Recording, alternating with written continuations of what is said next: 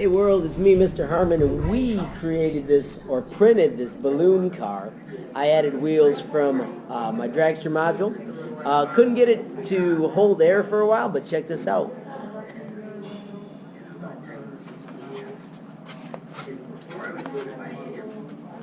By twisting the balloon, we can then let go, it launches, and boom, balloon car.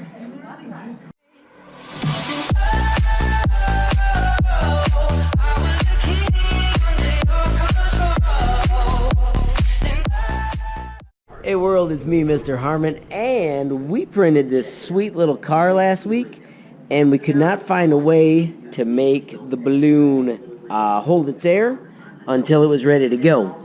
But I created this little clip so that now when we push the clip off, you will have a GoPro balloon car racing at you.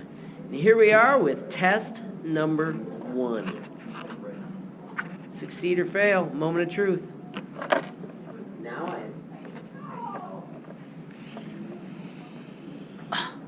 failure. That hurts.